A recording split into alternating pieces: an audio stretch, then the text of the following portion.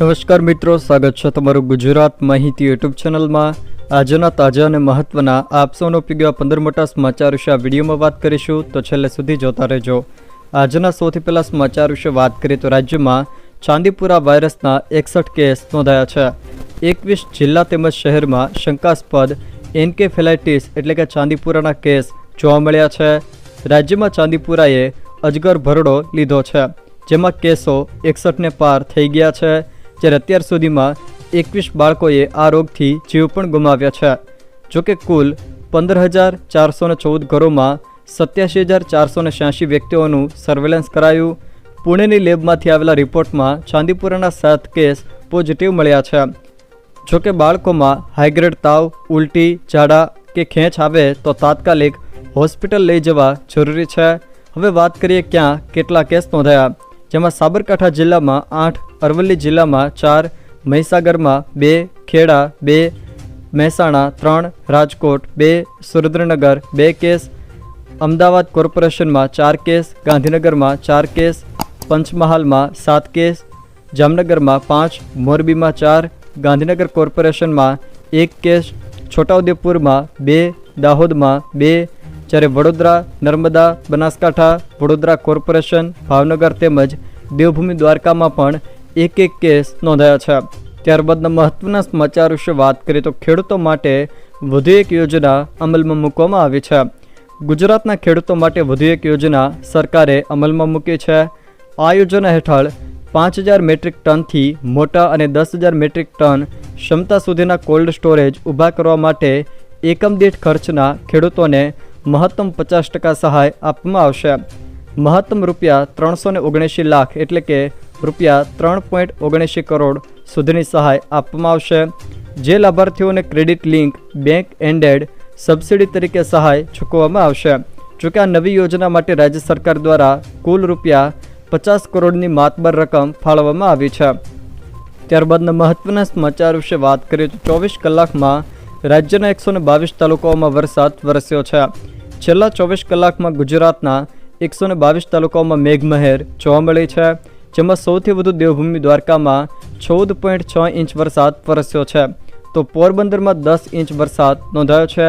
જોકે પોરબંદરમાં છેલ્લા 48 કલાકમાં કુલ 25 ઇંચ કરતાં પણ વધુ વરસાદ નોંધાયો છે, જ્યારે જૂનાગઢના કેશોદમાં 8.5 ઇંચ, વંથલીમાં 7.25 ઇંચ, દ્વારકાના કલ્યાણપુરમાં 6.5 ઇંચ વરસાદ, વલસાડના ઉમરગામમાં 6.5 ઇંચ વરસાદ, જ્યારે દ્વારકાના ખંભાળિયામાં 5 ઇંચ અને પોરબંદરના રાણાવાવમાં 4.5 ઇંચ વરસાદ વરસ્યો છે। ત્યારબાદના મહત્વના સમાચાર વિશે વાત કરીએ તો વાહન ચાલકો માટે મહત્વના સમાચાર સામે આવ્યા છે।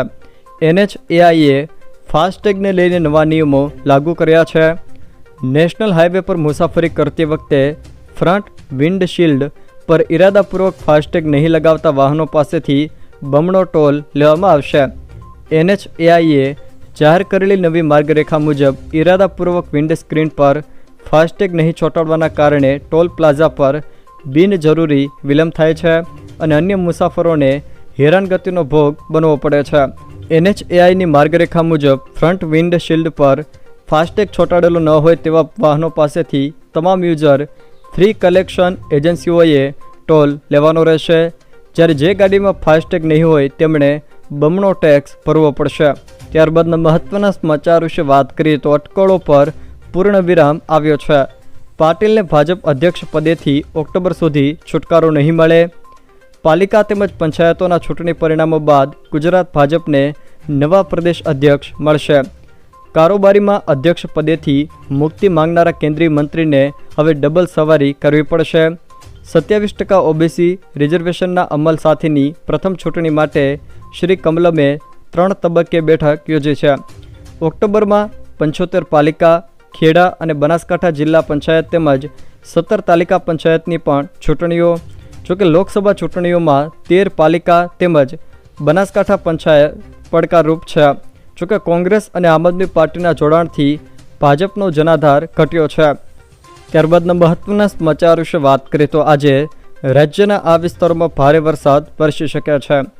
ગુજરાત માથે ભારે વરસાદના વાદળા મંડરાયા છે। રાજ્યમાં એકસાથે 3 સિસ્ટમ સક્રિય થતાં ગાજવીજ સાથે તોફાની વરસાદની શક્યતા છે, જેમાં ઓફશોર ટ્રફ, શિયર ઝોન અને સાયક્લોનિક સર્ક્યુલેશન જેવી 3 સિસ્ટમો એકસાથે સક્રિય થઈ છે. આજે ખાસ કરીને કચ્છના કેટલાક વિસ્તારોમાં ભારેથી અતિ ભારે વરસાદ પણ વરસી શકે છે. જ્યારે જામનગર, દેવભૂમિ દ્વારકા, પોરબંદર, જૂનાગઢ, ગીર સોમનાથ, ભાવનગર, બોટાદ, સુરેન્દ્રનગર, રાજકોટના કેટલાક વિસ્તારો, જ્યારે સુરત, નવસારી અને વલસાડ આ કેટલાક વિસ્તારોમાં આજે ભારે વરસાદ વરસવાની શક્યતાઓ છે. તે સિવાય બાકી રહેતા છૂટાછવાયા વિસ્તારોમાં સામાન્ય ઝાપટાથી હળવોથી મધ્યમ વરસાદ કોઈક સ્થળે જોવા મળી શકે છે. ત્યારબાદના મહત્વના સમાચાર વિશે વાત કરીએ તો ભારે વરસાદના કારણે આજે આ જિલ્લાઓમાં શાળાઓમાં રજા. પોરબંદરની શાળાઓમાં શૈક્ષણિક કાર્ય બંધ રહેશે, જ્યારે આજે દ્વારકાની શાળાઓમાં પણ શૈક્ષણિક કાર્ય બંધ રહેશે. આજે ભારે વરસાદની આગાહીના પગલે જિલ્લાની પ્રાથમિક શાળાઓમાં રજા રહેશે. ભારે વરસાદની આગાહીને જોતા સલામતીના ભાગરૂપે વહીવટી તંત્રએ આ નિર્ણય કર્યો છે. ત્યારબાદના મહત્વના સમાચાર વિશે વાત કરીએ તો બંગાળની ખાડીમાં લો પર વાવાઝોડું. બંગાળની ખાડીમાંથી સર્જાયેલા લો પ્રેશર વાવાઝોડાએ તોફાનનું સ્વરૂપ લીધું છે. આ વાવાઝોડાને લો પર નામ આપવામાં આવ્યું છે. ઓડિશાના દરિયાકાંઠે ઉત્તર પશ્ચિમ અને અડીને આવેલા પશ્ચિમ મધ્ય બંગાળની ખાડી અને અડીને આવેલા ઉત્તર આંધ્રપ્રદેશ પરનું ડિપ્રેશન છેલ્લા 6 કલાક દરમિયાન લગભગ 7 કિલોમીટર પ્રતિ કલાકની ઝડપે ઉત્તર પશ્ચિમ તરફ આગળ વધ્યું હતું. ત્યારબાદના મહત્વના સમાચાર વિશે વાત કરીએ તો કોંગ્રેસ શાસિત તેલંગાણા રાજ્યએ 11 લાખ ખેડૂતોનું દેવું માફ કર્યું છે. તેલંગાણાના મુખ્યપ્રધાન રેવંત રેડ્ડીએ ગુરુવારે કૃષિ લોન માફી યોજના શરૂ કરી છે, જેમાં પ્રથમ તબક્કામાં આ યોજના હેઠળ 1 લાખ રૂપિયા સુધીની લોન ધરાવતા ખેડૂતોના ખાતામાં 6,098 કરોડ રૂપિયા જમા કરવામાં આવ્યા હતા. કૃષિ લોન માફી યોજના 3 તબક્કામાં પૂર્ણ કરવામાં આવશે.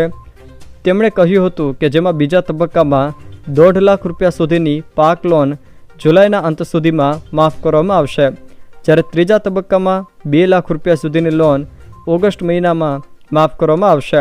જોકે કાર્યક્રમને સંબોધતા મુખ્યમંત્રીએ કહ્યું હતું કે 31,000 કરોડ રૂપિયાની લોન માફી યોજના 3 તબક્કામાં લાગુ કરવામાં આવશે અને તે ઓગસ્ટ સુધીમાં પૂર્ણ થઈ જશે. આમ કોંગ્રેસ શાસિત રાજ્ય તેલંગાણાએ ખેડૂતોનું 2 લાખ રૂપિયા સુધીનું દેવું માફ કરવાની જાહેરાત કરી છે. ત્યારબાદના મહત્વના સમાચાર વિશે વાત કરીએ તો સફાઈ કામગીરીમાં ભ્રષ્ટાચાર. તળાવોની સફાઈના બદલે એએમસીની તિજોરીમાંથી 14 કરોડની સફાઈ.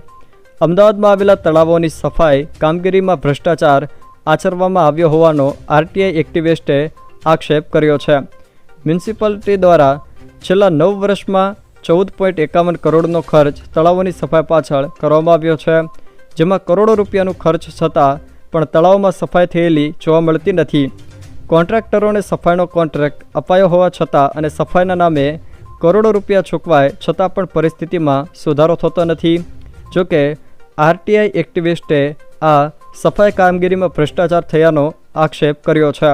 ત્યારબાદના મહત્વના સમાચાર વિશે વાત કરીએ તો કિસાન ક્રેડિટ કાર્ડ પર લોનની મર્યાદામાં વધારો થઈ શકે છે. કિસાન ક્રેડિટ કાર્ડ પર 5 લાખ રૂપિયા સુધીની લોન મળી શકે છે. મળતી માહિતી અનુસાર સરકાર પહેલીવાર ક્રેડિટ કાર્ડની લિમિટ 3 લાખ રૂપિયાથી વધારીને 5 લાખ રૂપિયા કરી શકે છે, જેમાં 23 જુલાઈના રોજ બજેટમાં આ અંગે જાહેરાત કરવામાં આવી શકે છે. આ યોજનાનું નામ ખેડૂત ક્રેડિટ કાર્ડ યોજના છે. તેને કેન્દ્ર સરકારે વર્ષ 1998માં શરૂ કરી છે. જોકે આ યોજનાનો ઉદ્દેશ્ય ઓછા વ્યાજ દરે ખેડૂતોને લોન ઉપલબ્ધ કરાવવાનો છે. જો મિત્રો આ વિડીયો તમને પસંદ આવ્યો હોય તો વિડીયોને લાઇક કરો, તમારા મિત્રો સાથે શેર કરો અને જો તમે અમારી ચેનલમાં નવા હો તો ચેનલને સબસ્ક્રાઈબ જરૂર કરજો, જેથી અમારા આવનારા તમામ વિડીયોની માહિતી તમારા સુધી પહોંચી શકે.